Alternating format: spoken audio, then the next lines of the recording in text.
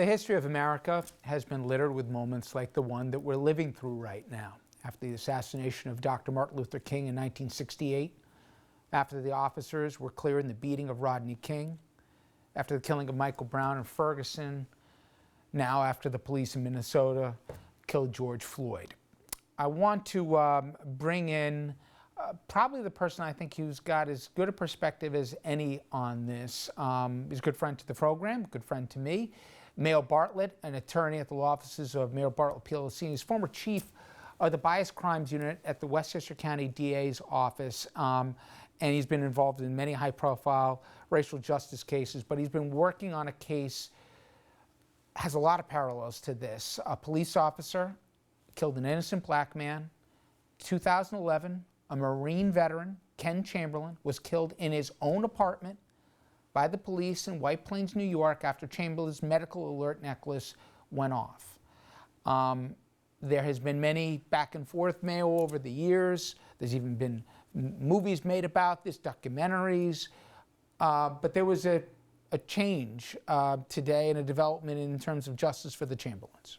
Yes, we went to trial on the case. Well, first the case went through the criminal justice process. There was no true bill voted, no indictment, no criminal charges brought. After that, we had requested federal intervention. So at the time, the Department of Justice was reviewing the case. They have a bit more difficult road in terms of bringing charges, but they didn't ultimately find any wrongdoing and or that they were able to prosecute. And then we went to trial on the case, in federal trial in Southern District in White Plains.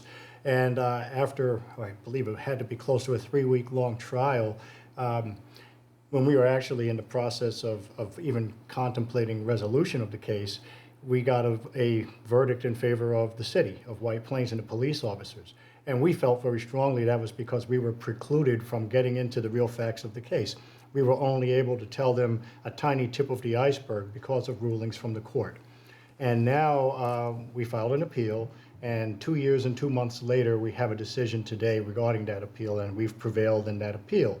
So we now have the right to possibly a new trial. The case will be remanded, and it will be sent back to the Southern District in White Plains. And I want to talk about what happened in Minnesota, what's happening across this country right now with you. But in the case of the Chamberlain case, for those who look it up, as I said, this is a person who served his country. This is a person with a family. He didn't want the police to come into his own home because his alert went off accidentally. The police did not take no for an answer. There's audio of this man being called the N-word in his own apartment, and he died at the hands of law enforcement. We'll, of course, continue to follow. But when you see what plays out today, the outcry of both anger, frustration, just sadness after what happened to Mr. Floyd. We all saw the video.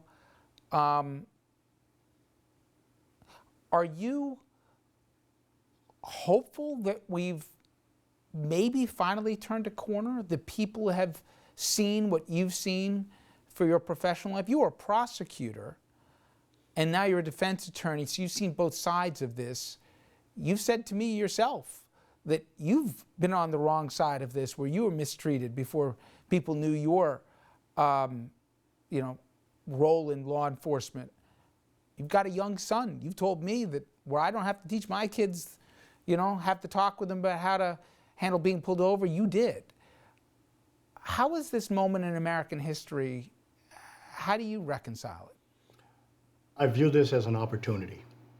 And when I say that, I say it in the truest sense of the word, that if we don't accept and embrace this opportunity, the United States as we know it may cease to exist. We're dealing with a pandemic. We're dealing with a division between rich and poor. We have over 100,000 people who've died as a result of the pandemic. We have 40 million people who've lost their jobs. And now we have tens or hundreds of thousands of people protesting all around the United States, which also may be impacted by the pandemic.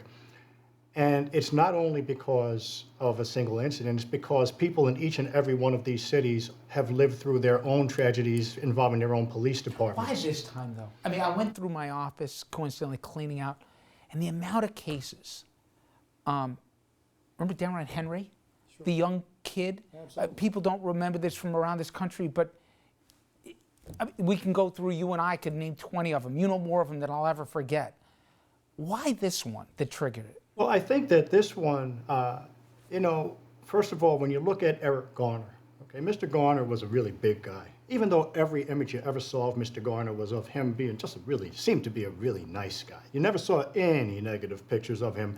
Nobody ever portrayed him as being a bad guy. And even what he was being confronted about was selling loose cigarettes. But he was a much bigger person. So some people will say, okay, you know what? Even though he had his hands up and he was walking backwards, some people will look at his size and use that as justification. Here, Mr. Floyd, he's on the ground.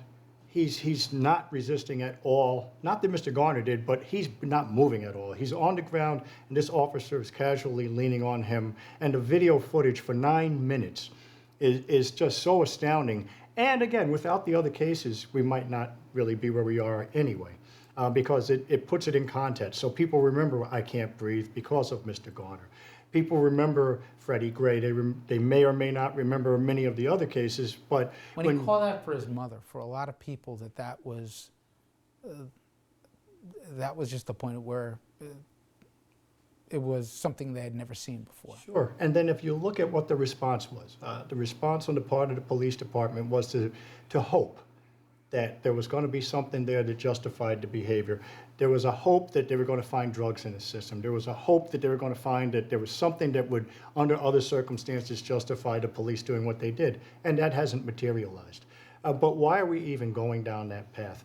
Why is it that if someone has... They did act quickly. I've never seen a police department in one of these cases not only summarily terminate the officers. Now they're prosecuting one. We're getting from the Attorney General in Minnesota that he's planning to pursue charges, and I'd be shocked if he didn't for the other 3 officers. And the police chief saying they deserve to be charged. I found what the mayor said, the governor. Maybe I'm looking for a silver lining and just a huge black cloud over this country, but it is an opportunity, right? It is an opportunity, but you hit it right on the head. Look at the mayor. Okay, that mayor is a profile in leadership and courage. That's what it is. And we talk about police each and every day, and we say the heroes. And depending on when in time, we're talking about different professions or heroes. But we like to use that term, and I think sometimes we use it too loosely, because it's one thing for me to have a badge and a gun and to have a difficult job.